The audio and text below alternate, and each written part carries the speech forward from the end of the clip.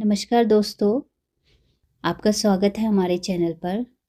कहानियों की श्रृंखला को आगे बढ़ाते हैं और आज सुनते हैं शिवानी जी की द्वारा लिखी हुई कहानी तीन कन्या। तो चलिए चलते हैं कहानी की ओर। विभाजन से पूर्व शिलोंग जाने के लिए सबसे सुगम यात्रा स्टीमर से हबीगंज पार कर रेल मार्ग से संपूर्ण की जाती थी। मुझे भी शिलोंग इसी पथ से जाना था। ब्रह्मपुत्र के समुद्र जैसे वक्ष को चीरती मछली की दुर्गंध से बसाती स्टीमर घाट पर लगते ही मैंने सामने खड़ी अनीता की मामी को पहचान लिया था। मुझे हबीगंज में रहने की असुविधा होगी यह जानकर मेरी सहपाठिन अनीता ने अपनी मामी को पत्र लिख दिया था। तुम्हें स्टीमर से लिवा ले जाएंगी, मामी को कैसे पहचानोगी, पूछती है। वह जोर से हंसी। शंख सा रंग, लंबा कद, माथे से भी बड़ा जूड़ा और गोद में मोम सी गुड़िया सी बेबी। अनीता के वर्णन में कहीं भी अतिशयोक्ति दोष नहीं था। गोद में बेबी तो नहीं थी, पर साथ में दो दुबली पतली रिकेटी सांवली लड़कियां थी। इतनी सुंदरी मामी की ऐसी घिनौनी जुड़वा पुत्रियां कैसे हो गई होंगी। मैं सोच रही थी कुछ बच्चे ऐसे भी होते हैं जिन्हें चेष्टा करने पर भी दोहराया नहीं जाता। दोनों लड़कियां ऐसी ही थी। मुझे लेने मामी अपनी विक्टोरिया गाड़ी लाई थी। गाड़ी का कलेवर जीर्ण शीर्ण हो गया था, किंतु खिड़कियों पर रेशमी झालर के पर्दे लगे थे और कोचवान की ठसकदार मूछें और भड़कीली वेशभूषा देखकर स्वामिनी का रौब मुझ पर यथेष्ट छाने लगा था। विक्टोरिया गाड़ी चली तो मामी ने पर्दा खोल दिया। लो देखो, यह मेरा हबीगंज। एक नर्सरी राइम में तुमने भी तो पढ़ा होगा। एक टेढ़ा शहर था जहाँ का बूढ़ा, उसकी लाठी, यहाँ तक कि माइलस्टोन भी टेढ़ा था। ऐसा ही टेढ़ा शहर है ये। सचमुच मैं दंग रह गई थी।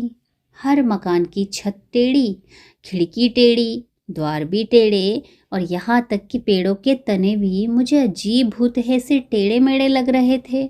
सुना बहुत पहले भूकंप के भयानक भ्रकुटी विलास ने अभागे हबीगंज की सृष्टि लय कर दी थी। मामी बोली, अभी भी छठे छमाहे भूकंप होता रहता है। इसी से हर मकान की नींव देख रही हो ना, जमीन से कितनी ऊंची है। यह लो, यह आ गया हमारा बंकिम महल। तीनों मीनारें टेढ़ी होकर लद गई। चौथी टूटी तो फिर बनाई ही नहीं। आओ सुन दो, मामी ने बाहर से ही पुकारा। नीतार हिंदुस्तानी ऐसे छे। अजी सुनते हो, नीता की हिंदुस्तानी सहेली आ गई है। पर यह तो हम बंगालियों से भी अच्छी बंगला बोलती है। वह हंसकर मुझे अपने पति के कमरे में खींच ले गई। जहाज से छप छप लेटे 1.25 गज की हुक्के की जरीदार नली गुड़गुड़ाते मामा बाबू उठ बैठे। एशो माँ एशो, यह है मेरा टेढ़ा बूढ़ा, there was a crooked man, कहती मामी हंसती हंसती दोहरी हो गई। सचमुच ही उनका बूढ़ा टेढ़ा था।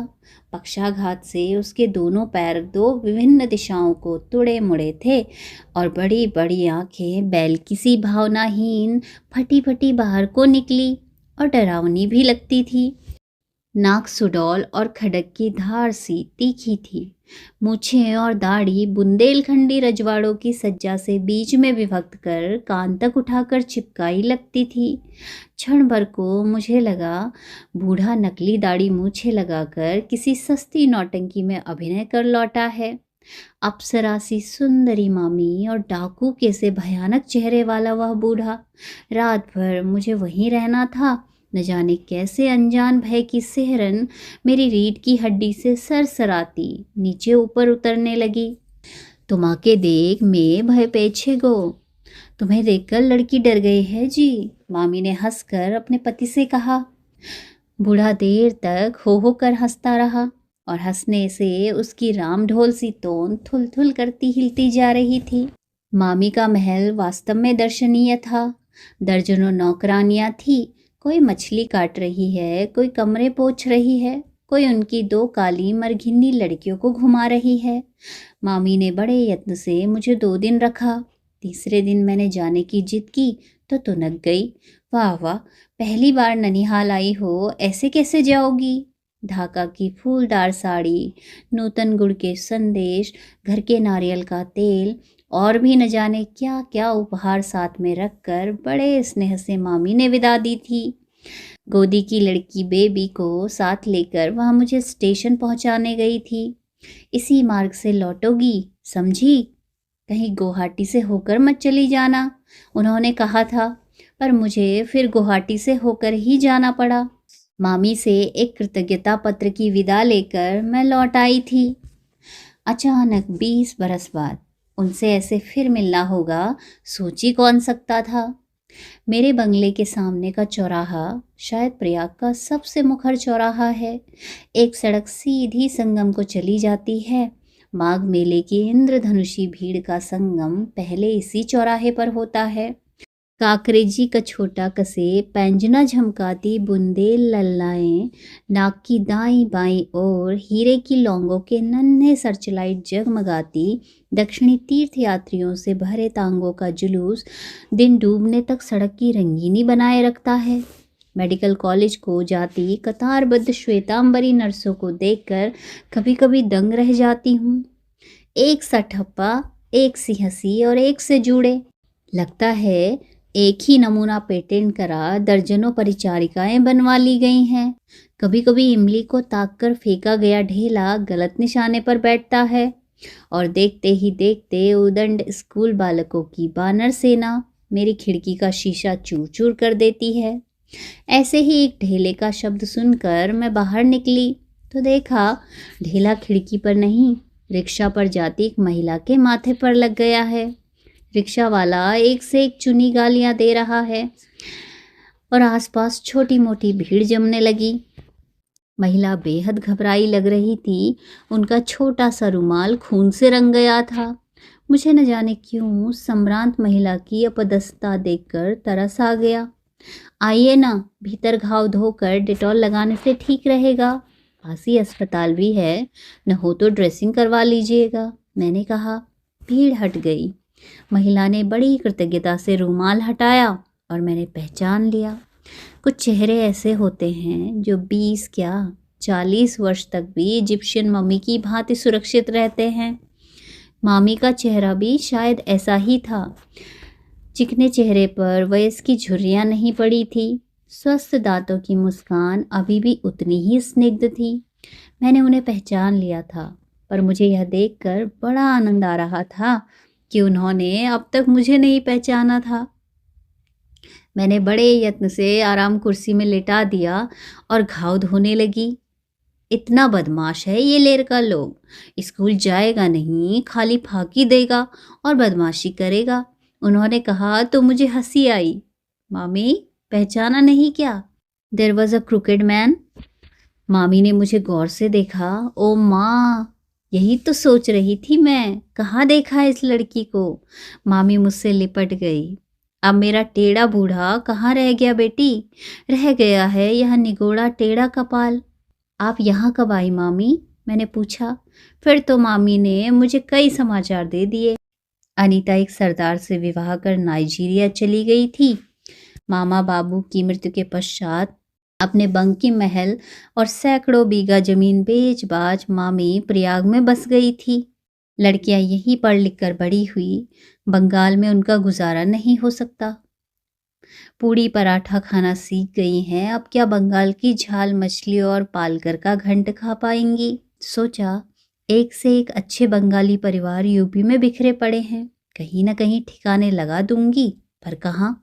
अब तो तीनों पढ़ चुकी होंगी। मैंने पूछा, तुमसे क्या छिपाऊं? बड़ी सोना रीना 25वें में है, बेबी को इसी चैत में 22वां लगेगा। बेबी की चिंता नहीं है, उसकी तो सगाई हो गई है। तब बेबी की शादी चट से कर क्यों नहीं देती मामी? आहा, मैं आबार की बोले। देखो लड़की क्या कहती है। सबसे छोटी की कर दूं तो दुनिया यही कहेगी कि खरा माल तो बिक गया, खोटा रह गया। हिंदू गृहस्थ के यहाँ जो रीति चली आई है वही तो होगी। तुम कल अवश्य आना बेटी, तीनों बहनों को देखोगी तो पहचान ही नहीं पाओगी। अपने पार्क रोड के बंगले का पूरा नक्शा खींचकर मामी ने मुझे थमाया। दूसरे दिन सुबह ही मैं चल दी। इलाहाबाद की पार्क रोड मुझे किसी सुंदरी किशोरी विधवा सी लगती है। सुंदर से बंगले, उद्यानों में झूमते ऊंचे नीले पुष्पगुच्छ, मेडिकल कॉलेज के नए चित्र से सजे चंडीगढ़ी सज्जा के बंगले, पर सब बेजान और मुर्दा। कभी घंटे टनटनाता एक आध फायर ब्रिगेड उस सड़क से निकल जाता है, तब लगता है उस निष्प्राण सड़क की निस्पंद नाड़ी फड़कने लगती है। पर फिर वही मनहूसी छा जाती है। उस दिन एक गंदा बुर्का ओढ़े एक मुस्लिम महिला सड़क से लगी जीर्ण मजार पर बेले का गजरा चढ़ा लोबान जला रही थी। उसी लोबान का मीठा धुआं पूरी सड़क पर फैल गया था। उस मीठी घुटन में मामी के बंगले का नंबर ढूंढ रही थी कि अपनी 3 और तन्वी कन्याओं के साथ मामी मुझे दिख गई। लोहे के भारी जंगलों पर बड़े बड़े अक्षरों में कुत्ते से सावधान रहने की चेतावनी टंगी थी। कतारबद्ध गमलों में स्थल पद्म और कठाल चंपा देखकर लगा जैसे जोड़ा सांकों के ही आसपास कहीं पहुंच गई हूँ। वाह मामी, आप तो बंगाल की स्वर्गीय सुषमा को यूपी में खींच लाई, मैंने कहा। माँ के गुलाब देखिएगा, 3 वर्षों से लगातार इनाम जीत रही हैं, सोना बोली। मामी के गुलाब वास्तव में 1.25 लाख के थे। ऐसे हिष्ट पुष्ट गुलाब मैंने बहुत कम देखे थे, किंतु उनके गुलाब से भी सुंदर उनकी तीसरी कन्या बेबी थी, इसमें कोई संदेह नहीं। या तो 2 सांवली बहनों के बीच में खड़ी रहने से, या गुलाबी पीले गुलाबों की मध्यम आभा से बेबी का रंग गहरा गुलाबी लग रहा था। ऐसा रंग बंगाली लड़कियों में देखने को कम मिलता है। आंखें बहुत बड़ी नहीं थी, किंतु प्रत्यंचासी भावों के बीच लापरवाही से खींची गई तिलकनुमा काजल की बिंदी बड़ी प्यारी लग रही थी। नाक बहुत पतली होने के कारण अधरपुट खुल खुल जाते थे। लंबे बालों का ढीला जूड़ा बार बार खुलकर उसके कंधों पर ढुलका जा रहा था, और मामी की वह जूड़ा बांधने वाली अनूठी कन्या उतनी ही गांठों में मेरा मन बांधती जा रही थी। सोना और रीना भी शायद बहन के साथ नहीं देखी जाती तो यथेष्ट रूप से आकर्षक थी। दोनों जुड़वा होने पर भी पहचानी जा सकती थी। सोना की आंखें बड़ी थी, रीना की साधारण। सोना की नाक रीना की अपेक्षा अधिक तीखी थी, किंतु रंग दोनों का जुड़वा था। अपने रंग को पाउडर की मरीचिका से छिपाने का कोई प्रयास नहीं किया गया था, न केश विन्यास में ही किसी प्रकार का आडंबर था। इसी से दोनों बहनों की सादगी मुझे और भी अच्छी लगी। वाह, कितना बढ़िया मकान है, मैंने कहा। इलाहाबाद में तो मकानों की बड़ी तंगी है। आर बोलो केनो माँ, मामी बोली। हमने इस मरे मकान के लिए क्या कम कष्ट उठाया है। वह तो मकान मालिक का लड़का हमारे प्रतुल के साथ पड़ा है। प्रतुल से हमारी बेबी की सगाई हुई है, बताया तो था शायद तुम्हें। बड़ा अच्छा लड़का है बेटी, 2 साल पहले IPS में आया था, आजकल सहारनपुर में SP है। कब है शादी, मैं प्रश्न पूछते ही खिसिया गई। मामी तो अपनी व्यवस्था पहले ही बता चुकी थी। सोना, रीना और बेबी मेरी चाय की तैयारी करने भीतर चली गई। मामी फिर वही उत्तर दोहराने लगी। यही तो दिन रात प्रतुल भी पूछता है। 4 वर्ष पहले सगाई हो गई थी, अब तो कभी कभार लड़का बुरी तरह झुंझलाने भी लगा है। कोई और होता तो धत्ता बता देती, पर हाथ में आए रत्न को कैसे गंवा दूं। इसी से दुधारू गाय की लात भी सहनी रहती है। सोना रीना के लिए दिन रात एक करके लड़के ढूंढ रही हूँ। विवाह कर क्यों नहीं देती मामी, आजकल यह सब कौन मानता है। मेरी ही छोटी ननद। मैं बात पूरी भी नहीं कर पाई थी कि मामी की 3 कन्याएं खान पान का बहुत सा सामान लेकर आ गई। बड़ी देर तक गपशप में घर लौटना भी भूल गई। फिर तो प्राय ही 3 बहनें मेरे यहाँ आ जाती। सोना नागपुर में डॉक्टर थी, रीना चंडीगढ़ में पढ़ रही थी। बेबी की सगाई हो चुकी थी, इसी से वह माँ के पास रहकर घर का काम सीख रही थी। पर मुझे उसे देखकर लगता था 4 वर्षों में उसने घर का काम आवश्यकता से अधिक सीख लिया था, और वह अपनी 2 कुंवारी बहनों और विधवा माँ के सहवास में बुरी तरह ऊबने लगी थी। इसी बीच मेरे पति को विज्ञान परिषद के एक जलसे में 3 महीने के लिए वियना जाना पड़ा। उस बीहड़ बंगले में रहने का मुझे साहस नहीं हुआ। सामने भयावह ने कंपनी बाग के अहाते में ही आए दिन राहगीरों को छुरा मारने की घटनाएं अखबार में छपती रहती। मैंने मामी की शरण ली। क्या अपने सुंदर बंगले के 2 कमरे सबलेट करने की कृपा करेंगी? ओ माँ, सबलेट ना, तू अपनी ननिहाल जाती तो वहां भी किराया देती क्या? उसी दिन मैं अपना सामान ले आई। मेरा अपना चूल्हा फिर मामी के यहाँ जल ही कहाँ पाया। नित्य ही मुझे मामी की रसोई में जीमने का निमंत्रण रहा। कल सोना जा रही है, उसे चंद्रपूली बहुत पसंद है। रीना के साथ मछली के कटलेट बनाकर रखे जा रहे हैं। बिना मांस मछली के बेबी के गले के नीचे गस्सा नहीं उतरता। पति के विदेश गमन से प्रोषिता पत्नियों की कलाइयों के कंगनों का विरह दुख से बाहों के अनंत बन जाने का वर्णन प्राचीन कवियों ने किया है। पर यहाँ तो मामी की स्निग्ध स्नेह छाया में खा खा कर मेरी कलाइयाँ ही बाहें बनती जा रही थी। मामी के कार्य करने की पटुता एवं क्षमता भी देखते ही बनती थी। उनका हर कार्य इतना सुघड़ और स्वच्छ होता था कि जी में आता उनकी प्रौढ़ लंबी अंगुलियां चूम लूं। जिस उम्र में स्त्रियां कारण ही चिड़चिड़ाने लगती हैं, वही उम्र थी मामी की। पर जब देखो तब उनका चेहरा ताजे फूल सा खिला रहता। दोनों लड़कियां नौकरी पर चली गई थी, अकेली बेबी माँ के पास बनी थी। उस लड़की की एकांत प्रियता एवं अनोखा अस्वाभाविक गांभीर्य मुझे कभी कभी भ्रम में डाल देता। लड़की का स्वभाव ही ऐसा है, या माँ के कठोर अनुशासन से सधे अवांछित कौमार्य ने उसे इतना उदासीन बना दिया है। लगता था टुकड़े टुकड़े कर देने पर भी लड़की के हृदय की बात कभी भी कोई जान नहीं पाएगा। न उसे पढ़ने में रुचि थी, न गाने बजाने में। कभी कभी कॉस स्टिच की कढ़ाई लेकर बैठ जाती तो दिन भर में एक गद्दी काढ़कर पूरी कर देती। कभी 2 दिन में स्वेटर तैयार कर लेती, कभी पट्टियां बुन बुन कर उधेड़ती रहती, कभी सनक सवार होती तो पूरे घर की सफाई कर डालती। उसे भी अपनी माँ की भांति सफाई का खप्त था। मुझे उस सुंदरी लड़की की इसी आदत को देखकर कभी कभी उसके भविष्य के लिए बड़ी चिंता होती। मेरी कुछ ऐसी धारणा है कि जो नारी सफाई के पीछे मरी मिटी जाती है, उसका वैवाहिक जीवन उतना सुखी नहीं हो पाता।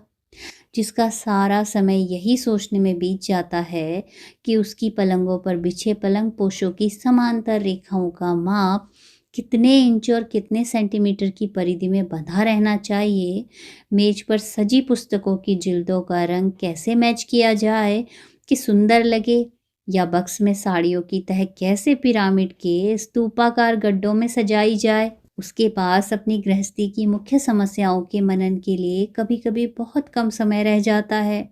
उस नारी का पति कभी तौली की लुंगी बांधे कमरों में इधर उधर नहीं घूम पाता। बिस्तर की सिलवट बिगाड़ने का दुस्साहस करने पर गृहस्थी में तूफान खड़ा हो जाता है। उस ग्रह के बच्चे सजे संवरे गुलदस्तों में बंधे कटे पुष्प गुच्छों की ही भांति सुंदर पर निर्जीव लगते हैं। अपने ग्रह को आवश्यकता से अधिक सज्जा प्रदान करने में कभी कभी ऐसी कलात्मक रुचि की नारी के हृदय का अंतरंग कक्ष बिना झाड़ा ही रह जाता है और उसमें प्रयत्न की मकड़ी अपना ताना बाना बुन लेती है। सच्चा या ऑर्डर पुरुष का गुण है। इधर उधर चीज फेंकने, रुचि से कपड़े न पहनने, दाढ़ी बढ़ा बीमार मजनू की सूरत लिए इधर उधर घूमने वाला पुरुष जिस लापरवाही से अपने व्यक्तित्व की अवहेलना करता है, उसी लापरवाही से कभी अपने परिवार की भी अवहेलना कर सकता है। स्त्री की जितनी ही अस्त व्यस्त गृहस्थी होगी, उतना ही सुलझा उसका पारिवारिक जीवन रहेगा। इसी से मामी के कैक्टस की 128 किस्में, इटालियन ब्रोकेट से मड़ा सोफा और बगदाद कालीन देखकर मुझे लगता, जिस दिन मामी और उनकी 3 कन्याएं अपने इस बनावटी आडंबर की कैचुली से बाहर निकलकर खड़ी होंगी, उसी दिन उन तीनों को एक साथ राजपुत्र से सुपात्र जुट जाएंगे। जिस गृह स्वामिनी के कालीन पर ही पैर रखने में भय होता हो, उसकी पुत्रियों का हाथ कोई भला पकड़ेगा ही किस दुस्साहस से। एक दिन मैं बरामदे में बैठी अखबार देख रही थी कि मामी दौड़ती आई, आज प्रतुल आ रहा है, मार्ग में शायद एक रात यहाँ भी रुकेगा। तुम्हें अगर आपत्ति न हो तो तुम्हारे कमरे को ही उसके लिए खाली कर दूं, एक उसी कमरे में अटैच्ड बाथ है। मैंने स्वयं ही अपनी सूक्ष्म गृहस्थी बटोर कर मामी और बेबी के कमरे में डेरा डाल लिया और बड़ी उत्सुकता से प्रतुल की प्रतीक्षा में बैठ गई। मामी और बेबी ने स्टेशन चलने के लिए बड़ा आग्रह भी किया, पर मैं टाल गई। उस परिवार से मेरी कितनी ही अंतरंग घनिष्ठता क्यों न हो, उस भावी जामाता से तो मेरा किसी प्रकार का परिचय नहीं था। बल्कि मैं यदि बेबी की माँ होती तो लड़की को अकेले ही स्टेशन भेज देती। जब माँ बेटी प्रतुल के साथ लौटी तो मैं छत पर खड़ी थी। पहले तो मुझे लगा वह प्रतुल नहीं, बंगला चलचित्र का लोकप्रिय नायक सौमित्र चटर्जी ही आ रहा है। उसे लेकर मामी ऊपर आई तो मैं ही उसके लिए चाय बना लाई। मैं देख रही थी, लड़के की आंखें एक सेकंड के लिए भी बेबी को नहीं छोड़ रही थी। यह तुम्हारा गुसल खाना है बेटा, मामी बड़े स्नेह से बोली। वैसे तुम तो कई बार पहले भी आ चुके हो। जी हाँ, पर जिस रूप में आना चाहता हूँ उस रूप में तो अभी कहाँ आ पाया हूँ। कह वह आनंदी युवक एक लाड़ भीनी दृष्टि से अपनी वाग्दत्ता की ओर देखकर मुस्कुराया। मैं नहा धोकर आता हूँ। बेबी, तुम तैयार हो जाओ। आप खाने के लिए कोई तैयारी मत कीजिएगा माँ, हम दोनों आज क्वालिटी में खाएंगे, ठीक है ना बेबी? उसने कुर्ते के बटन खोलते खोलते कहा और तौलिया पकड़कर उठ गया। हाँ, मैं तो तैयार ही हूँ। बेबी उस दिन जितनी सुंदर लग रही थी उतनी पहले कभी भी न लगी। बेबी उठकर बाहर जाने लगी तो मैं उठ गई। अचानक आंधी की भांति मामी ने आकर उसका हाथ पकड़ा और फुसफुसाने लगी। बोका में, मूर्ख लड़की, इतनी देर से तुम अकेली उसके साथ क्वालिटी जाओगी? जरा भी अक्ल नहीं है छोकरी को, लोग देखेंगे तो क्या कहेंगे? बेबी का खिला चेहरा अचानक सूख कर लटक गया। हद करती है मामी। मैंने उस सरल लड़की का पक्ष लिया। कौन क्या कहेगा, सभी को पता है दोनों इंगेज्ड हैं। आजकल कौन ऐसा दामाद है जो विवाह से पहले ससुराल नहीं हुआ आता? नहा धोकर गुनगुनाता प्रतुल बाहर आ गया। ए बेबी, एक गिलास पानी तो ले आओ, गला सूख गया है। उसके पानी से भीगे बालों की लटें छल्ले सी बनाती ललाट पर फैल गई थी। स्पष्ट था कि वह माता पुत्री के तनाव से अनभिज्ञ था।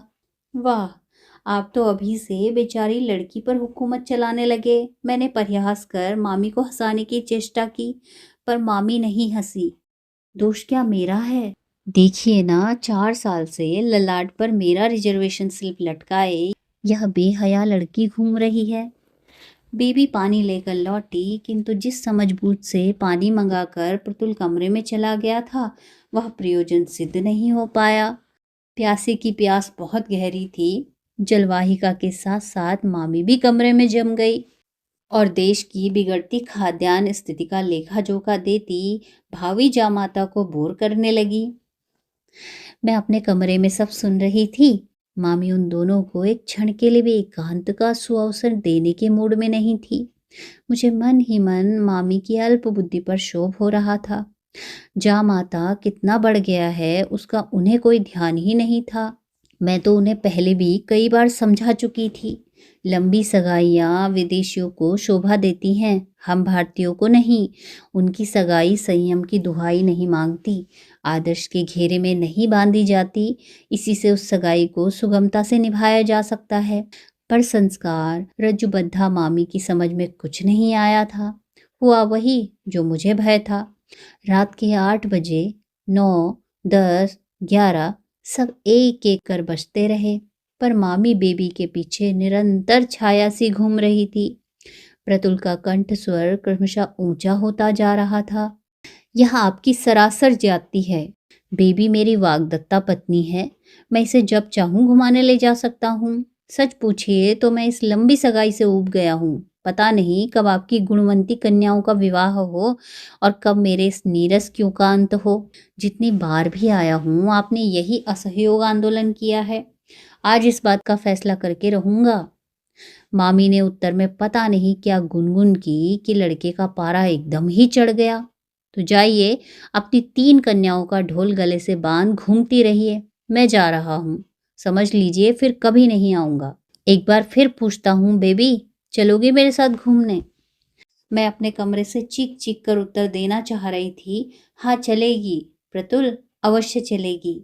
बड़े प्रयत्न से मैंने अपने को रोका। बेबी का उत्तर कतिपय विवश सिसकियों में आया, पर मामी का कठोर कंठस्वर अचानक कर्कश होकर गूंज उठा। नहीं, नहीं, 100 बार नहीं। क्या समझा है? राय बहादुर बनर्जी परिवार की कुंवारी लड़की आधी रात चैक बाजार में घूमती फिरेगी? कितना नासमझ मूर्ख युवक है वह, मैं सोचने लगी। ऐसे अवसरों पर छलबल से भी तो काम लिया जा सकता है। यदि वह यहाँ पहले आ चुका है तो अवश्य जान ही गया होगा कि मामी के कमरे का द्वार रात भर खुला रहता है। यही उनकी एकमात्र दुर्बलता है। बंद दरवाजे के भीतर उन्हें नींद नहीं आती। बेबी की खाट एकदम द्वार से सटी लगी है और एक बार नींद आने पर मामी के कानों में नगाड़े पीट कर भी उन्हें कोई जगा नहीं सकता। इतनी भी बुद्धि नहीं है तो लड़की को लेकर भाग क्यों नहीं जाता? ठीक है, मैं जा रहा हूँ। प्रतुल शायद सचमुच ही चला गया, क्योंकि बेबी की सिसकियां मेरे कमरे के निकट आती गई। मामी उसे निश्चय ही घसीट कर ला रही थी, क्योंकि बीच बीच में बोका में पागल लड़की का स्वर आ रहा था। अचानक भद्द सी आवाज हुई और कटे पेड़ सी बेबी मेरे पास के पलंग पर आ गिरी। मेरी समझ में नहीं आया उसे आश्वासन दूं या नींद का बहाना बनाकर लेटी रहूं। नींद का बहाना बनाने में ही मुझे लाभ दिखा। प्रतुल सचमुच ही लौट कर नहीं आया। बेबी कई दिनों तक अपने कमरे में सिसकती रही। मुझे उस मूर्ख लड़की की अकर्मण्यता पर बड़ा दुख होता, पर बचपन से ही माँ के कठोर अनुशासन ने उसकी रीढ़ की हड्डी तोड़कर रख दी थी। कोई बात नहीं, मामी कहती, बंगाल की धरनी क्या योग्य युवकों से एकदम रीति हो गई है। इसी वर्ष 2 लड़के आईपीएस में आए हैं। एक का तो पिता भी डीआईजी है। वरीशाल में उसकी ननिहाल है। वही मेरी वर्दी है। आज ही लिखती हूँ। ऐसे ऐसे बीसियों प्रतुल तेरी जूतियां चाटेंगे। पर बेबी को जैसे जूतियां चटवाने की कोई आकांक्षा नहीं थी। इसी बीच मैं अपने बंगले में लौट आई थी। पति और बच्चों के साथ जब पहाड़ यात्रा से लौटी तो मामी से मिलने गई। बेबी की दोनों बहनें छुट्टियों में फिर आई हुई थी। 3 कन्याओं की उपस्थिति ने बहुत हद तक पिछली उदासी झाड़ पोंछ दी थी। फिर एक से रंगों के कार्डिगन बुने जाने लगे थे। फिर से 3 दिन के 3-3 शो सिनेमा देखे जा रहे थे, किंतु 3 जोड़ा आंखों में एक जोड़ा, आंखों की उदासी अभी भी पूर्ववत थी। कल हम लोग सब माघ मेला जाएंगे। अमावस का नहान है। वहाँ 190 वर्ष के एक बाबा जी आए हैं। सबके प्रश्नों के उत्तर देते हैं। आप भी चलिए ना, बड़ा आनंद आएगा, सोना बोली। माँ को हम प्रश्न पूछने नहीं देंगी। मंजली रीना सबसे मुखर और हटीली थी। मैं जानती हूँ यह क्या पूछेंगी। क्या? मैंने हंसकर कहा। वही निरर्थक प्रश्न, हम तीनों का विवाह कब होगा? सिली कहकर वह हंसने लगी। आपको चलना ही होगा, बेबी ने कहा, तो मैं उसकी करुण याचना पूर्ण दृष्टि का निमंत्रण टाल न सकी। कभी मैंने उसका पक्ष लिया था, शायद उस कृतज्ञता को भूल नहीं पाई थी बेचारी। मामी ने एक बड़ा सा बजरा किराए पर ले लिया था। अन्य यात्रियों से भरी नाव की अपेक्षा हमारा हल्का फुल्का बजरा सर्राटे से तैरा जा रहा था। 3 कन्याएं एक दूसरे से माथे सटाए, एक से रंगों के 3 कार्डिगन मशीन की तेजी से खटाखट बुनती जा रही थी। अचानक गीत गाती ग्रामीण स्त्रियों से भरी एक नाव हमारे पास से गुजर गई। देख रही ना, वह नीली साड़ी वाली ग्राम्या कितनी सुंदर लग रही है, सोना ने कहा। और देखू दीदी कहती दोनों बहनें आगे की ओर झुक गई। नाव तिरछी हो गई। मैंने भी उत्सुकतावश नीली साड़ी वाली को देखने के लिए दृष्टि फेरी। मैंने जिसे देखा उसे शायद 3 कन्याएं नहीं देख पाई। एक सरकारी पुलिस की नाव में 3-4 लाल पगड़ीधारी रौबदार थानेदार खड़े थे, जैसे लखनऊ के बने मिट्टी के खिलौने हों। स्वयं नाव खेता कंधे में कैमरा लटकाए पास में अपनी अग्निवर्ण सुंदरी अस्मी पत्नी को लिए प्रतुल मुस्कुराता खड़ा था। मैं मामी से सुन चुकी थी कि उसने एक अस्मी बरुआ लड़की से विवाह कर लिया है। कहिए कैसी हैं आप सब? खूब भेंट हुई। वह अपनी नाव को तेजी से खेता एकदम इतने निकट ले आया कि उस रौबदार सरकारी नाव की टक्कर खाकर हमारा जीर्ण शीर्ण बजरा डगमगा गया। लग रहा था उसने जानबूझकर ही ऐसा किया है, क्योंकि उसकी दुष्टतापूर्ण आंखें प्रतिशोध की चिंगारियां बरसा रही थी। वह केवल बनियान और पैंट पहने नाव चला रहा था। नीली जर्सी गले से बंधी झूल रही थी। नंगी चौड़ी ताम्रवर्णी छाती दर्पण सी चमक रही थी। मामी प्रस्तर प्रतिमा सी चुपचाप बैठी थी। सोना और रीना को जैसे सांप सूंघ गया था। दोनों के हाथ की बुनाई गोदी में गिर गई थी। अकेली बेबी मंत्र मुग्ध दृष्टि से अपने खोए उस रत्न को निहार रही थी, जिसे उसने अयत्न और अवज्ञा से गवा दिया था। न उस दृष्टि में द्वेष था, न घृणा, न प्रतिशोध, न करुणा। था केवल प्रेम, अबाध निश्चल प्रेम। जानती है मिसेस बनर्जी, उसने मामी की ओर देखकर कहा। तो तीनों बहनें चौंक पड़ी। आज तक उसने मामी को कभी इस विदेशी संबोधन से नहीं डसा था। मेरी इस पत्नी को विवाह से पूर्व मेरे साथ आधी रात घूमने में कोई आपत्ति नहीं रही। वह हंसा और धीमे अंग्रेजी चलचित्र के नायक के स्वर में फुसफुसाया, goodbye and good luck तीन कन्या। हमारी नाव को फिर एक क्रूर टक्कर से डगमगाता हुआ तीर सा निकल गया। मामी का चेहरा क्रोध और अपमान से क्रमशः लाल से सफेद पड़ता जा रहा था, किंतु उन्होंने एक शब्द भी नहीं कहा। दोनों बहनें गोद की बुनाई को उठा सीख से नीचे गिरे फंदों को पिरोने लगी। अकेली बेबी अभी भी अचल बुनाई थामे लहरें काटती तीर सी भागी जाती उसी नाव को एकटक देख रही थी, जिसके पीछे खड़े तीन थानेदारों के झब्बेदार रेशमी साफों की झालरों के बीच से दिखती प्रतुल के गले से बंधी उसी की बुनी नीली जर्सी की निर्जीव बाहें धीरे धीरे ओझल होती जा रही थी। मुझे लगा यह त्रिवेणी तट नहीं, ब्रह्मपुत्र का विस्तृत वक्ष है, जिसके तट से दिखती हबीगंज की टेढ़ी मेढ़ी बस्ती के बीच तीन टेढ़ी और चौथी टूटी मीनार लिए अभिशप्त बनर्जी परिवार का बंकिम महल चुपचाप खड़ा है। चार मीनारों में जो चौथी मीनार भूकंप के धक्के से टूटकर बिखर गई थी, वह फिर कभी नहीं बनाई गई। मामी ने कहा था, सोचती हूँ आज भाग्य का भूकंप जो फिर वही क्रम दोहरा रहा है, उसका अंत भी क्या वैसा ही रहेगा। तो मित्रों, बहुत बहुत धन्यवाद इस कथा को सुनने के लिए। यदि आपको कहानियाँ पसंद आ रही हैं, मेरे द्वारा किया हुआ वाचन भी अच्छा लग रहा है, तो आप चैनल को सब्सक्राइब कीजिए और वीडियोस को लाइक और शेयर भी कीजिए। धन्यवाद।